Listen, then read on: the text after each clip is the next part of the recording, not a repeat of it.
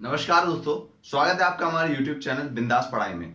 तो आज हम पढ़ेंगे इकोनॉमिक्स का एक बहुत ही इंटरेस्टिंग चैप्टर जिसका नाम है government budget and the economy. तो आइए चैप्टर को स्टार्ट करते हैं। सबसे पहले पढ़ते हैं गवर्नमेंट बजट के बारे में कि गवर्नमेंट बजट क्या होता है। आप हरदम सोचते होंगे कि भैया गवर्नमेंट हमारे ऊपर इतना खर्चा करती है, ये पैसा कहां से लाती है ना।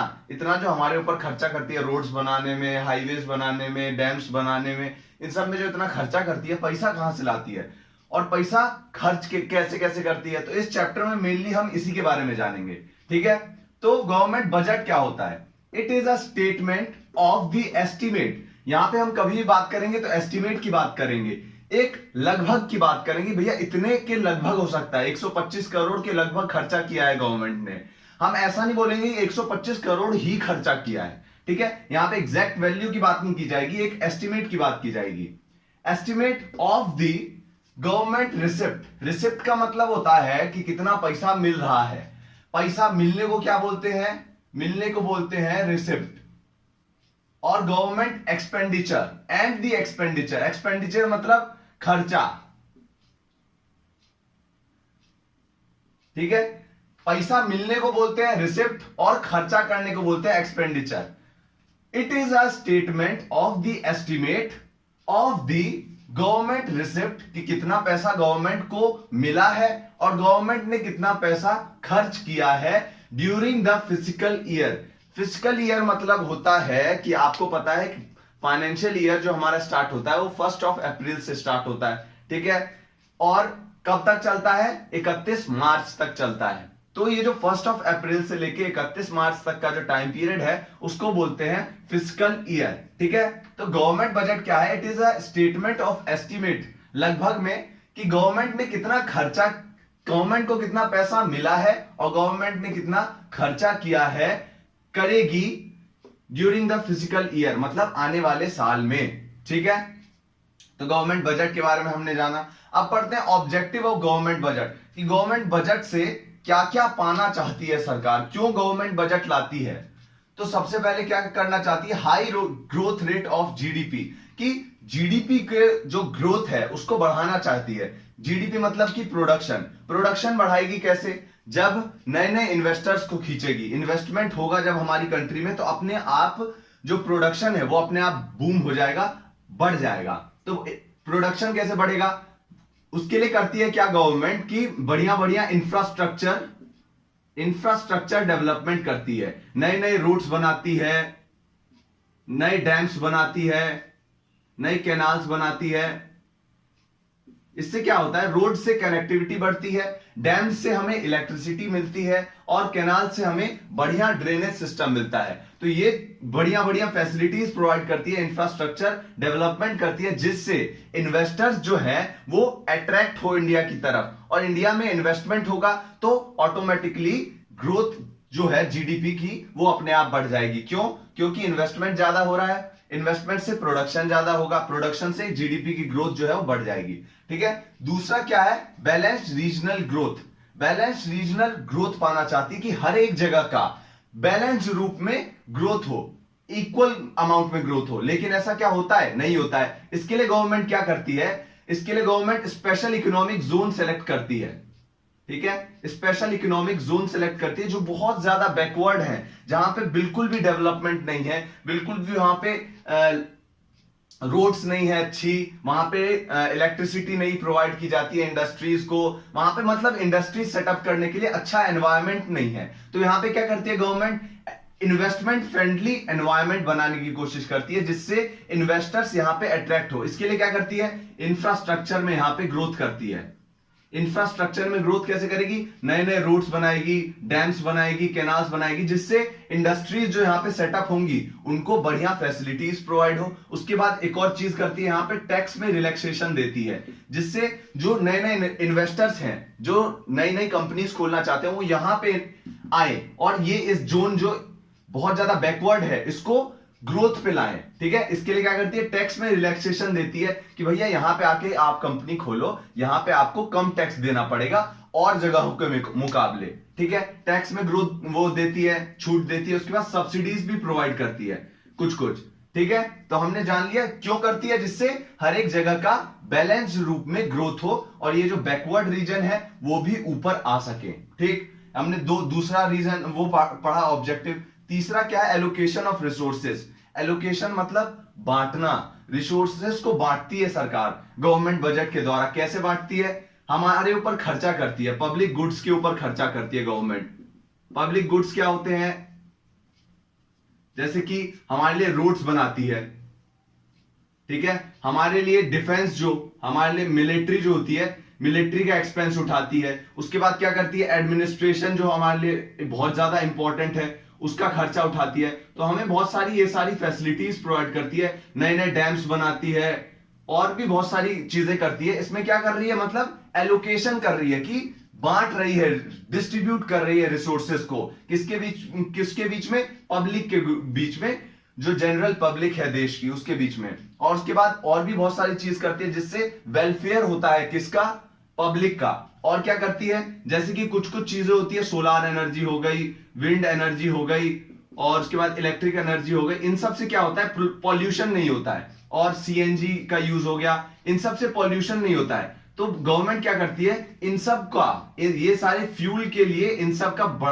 बढ़ावा देती है। इन सबको कैसे बढ़ावा देती है, इन सब में सब्सिडीज प्रोवाइड करते हैं कि भैया आप ये इन सब का यूज करो, इन सारी एनर्जी का यूज करो, तो आपको पेट्रोल और कोल के मुकाबले ये सारी चीजें सस्ते में देंगे। क्यों, क्योंकि ये एनवायरमेंट को हार्म नहीं करेगी, एनवायरमेंट को हार्म नहीं करेगी, तो एनवायरमेंटल फ्रेंडली ये सारी चीजें हैं। ठीक है, तो ये भी एक जो वेलफेयर है उसमें आ जाता है। उसके बाद चौथा देखते हैं, redistribution of income and wealth. इसके लिए अब क्या करती है, आपको पता है कि इंडिया में कुछ लोग तो बहुत ज्यादा अमीर हैं और कुछ लोग बहुत ज्यादा गरीब हैं जिनके पास खाने के लिए तक के लिए पैसा नहीं है। तो इसके लिए गवर्नमेंट क्या करती है, जो कुछ बहुत ज्यादा अल्ट्रा रिच लोग हैं, अंबानी अडानी, ये सबसे क्या करती है गवर्नमेंट, इन सबसे टैक्स वसूलती है। ठीक है, आपको पता है कि टैक्स केवल जिसका सैलरी मान लीजिए कुछ है क्राइटेरिया 5 लाख से ऊपर या फिर 10 लाख से ऊपर है, केवल उनके ऊपर ही टैक्स चार्ज होता है। ऐसा क्यों होता है, क्योंकि भैया गरीब से कितना असूलेगी, 30% टैक्स होता है। गरीब से अगर 30% असूली लेगी तो उसके पास बचेगा क्या अपने खाने के लिए। तो गवर्नमेंट क्या करती है, अमीर अमीर लोगों से टैक्स वसूलती है और उसको कहां खर्च करती है, पुअर लोगों के वेलफेयर के ऊपर, इनको अच्छी अच्छी फैसिलिटीज प्रोवाइड करने के लिए। जैसे कि हमारे, आप जानते हैं कि राशन बांटा जाता है गरीब लोगों को, बिलो पॉवर्टी लाइन जो है उनको राशन बांटा जाता है। उसके बाद उनको मेडिसिन भी बांटी जाती है बहुत सारी जगह, उनके लिए क्लिनिक खोले जाते हैं जहां पे उनको फ्री में मुफ्त सेवा मिलेगी, मुफ्त इलाज होगा। तो ये सारी चीजें कैसे होती है, अमीर अमीर लोगों से टैक्स वसूलती है सरकार और उसको कहां खर्च करती है, पुअर के ऊपर, और पुअर लोगों से टैक्स भी नहीं वसूलती है सरकार। तो यहां पे सरकार किस चीज का काम कर रही है, रीडिस्ट्रीब्यूट कर रही है इनकम को और वेल्थ को। ठीक है, अमीर से ले रही है और गरीबों में बांट रही है। ठीक, तो हमने 4 पढ़ लिए। अब 5वां है एम्प्लॉयमेंट अपॉर्चुनिटी क्रिएट करना, कि हम एम्प्लॉयमेंट अपॉर्चुनिटी अब कैसे क्रिएट करेगी गवर्नमेंट। तो गवर्नमेंट क्या करती है कि नई नई स्कीम्स लाती है, जैसे कि आपने पढ़ा होगा 9th क्लास से ही आप पढ़ रहे होंगे मनरेगा। ठीक है, MGN,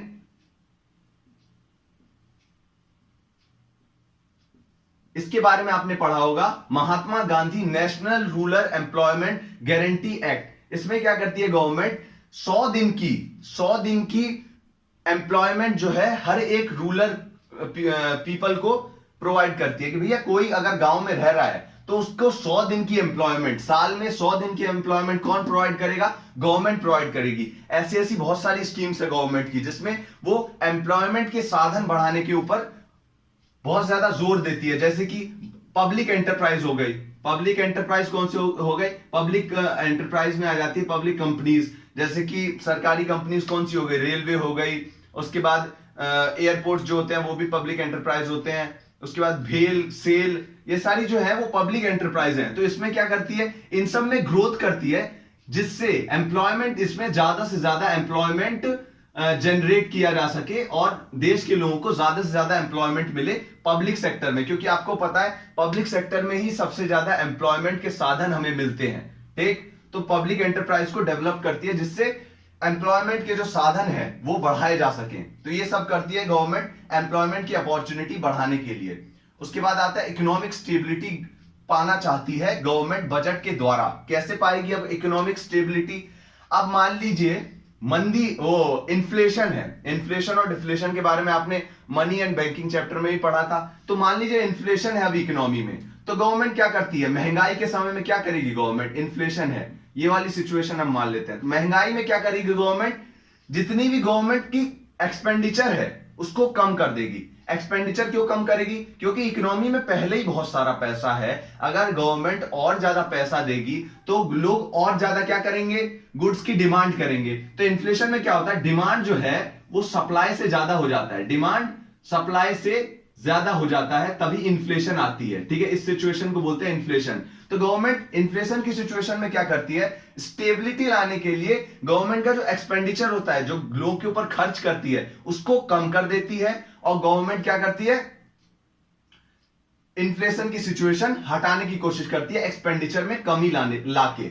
और मान लीजिए अब डिफ्लेशन है, बहुत ज्यादा मंदी है मार्केट में, डिफ्लेशन, ठीक है, तो इस सिचुएशन में गवर्नमेंट क्या करेगी? यहां पे लोगों के पास बिल्कुल भी पैसा नहीं है, तो गवर्नमेंट ज्यादा से ज्यादा लोगों के पास पैसा पहुंचाने की कोशिश करेगी। कैसे? उनको सब्सिडीज प्रोवाइड करेगी। भैया आप जितने में सिलेंडर खरीदते हैं उसमें से कुछ पैसा हम आपको वापस दे देंगे, 20-30% पैसा आपको वापस दे देंगे। आप राशन खरीदते हैं उसमें से 40% पैसा जो है हम देंगे, गवर्नमेंट देगी। तो यहां पे क्या करती है गवर्नमेंट? और ज्यादा सब्सिडीज प्रोवाइड करती है और ज्यादा वेलफेयर स्कीम्स में पैसा डालती है, जिससे जो डिफ्लेशन की सिचुएशन है, मंदी जो छाई हुई है पूरे मार्केट में, इकोनॉमी में, वो हटाई जा सके। तो गवर्नमेंट क्या करती है? इकोनॉमिक स्टेबिलिटी लाना चाहती है, ना इन्फ्लेशन हो ना डिफ्लेशन हो, ऐसा सिचुएशन लाना चाहती है। किसके द्वारा? इकोनॉमिक गवर्नमेंट बजट के द्वारा। तो हमने देख लिया दोनों सिचुएशन में गवर्नमेंट क्या करती है जिससे इकोनॉमिक स्टेबिलिटी आ जाए। तो हमने ऑब्जेक्टिव्स के बारे में पढ़ लिया कि गवर्नमेंट बजट क्यों लागू करती है, गवर्नमेंट क्या क्या पाना चाहती है गवर्नमेंट बजट लागू करके। अब पढ़ते हैं कंपोनेंट ऑफ गवर्नमेंट, जो हमारा लास्ट टॉपिक है इस वीडियो का। तो ये इसमें कुछ नहीं है कि भैया government, component of government budget क्या होता है, गवर्नमेंट बजट में क्या क्या होता है। तो उसके बारे में हमने डेफिनेशन में ही पढ़ लिया कि भैया गवर्नमेंट के खर्चे, वो गवर्नमेंट को कितना पैसा मिल रहा है, बजट रिसिप्ट की गवर्नमेंट को कितना पैसा मिल रहा है, और गवर्नमेंट बजट एक्सपेंडिचर की भैया गवर्नमेंट को कितना पैसा खर्च करना है, कहां कहां खर्च करना है, कितना पैसा। बजट का रिसिप्ट का मतलब होता है कहां से कितना पैसा मिल रहा है, और बजट एक्सपेंडिचर मतलब कहां कहां कितना पैसा खर्च करेगी। इन दोनों को बड़े ही डिटेल में एक वीडियो में हम इसको देखेंगे, एक वीडियो में हम बजट एक्सपेंडिचर को देखेंगे। तो इस वीडियो में केवल इतना ही पढ़ते हैं। धन्यवाद आपका इस वीडियो को देखने के लिए। अगर आपको वीडियो पसंद आई हो तो प्लीज वीडियो को लाइक कीजिए, शेयर करिए एंड चैनल को सब्सक्राइब करिए। धन्यवाद।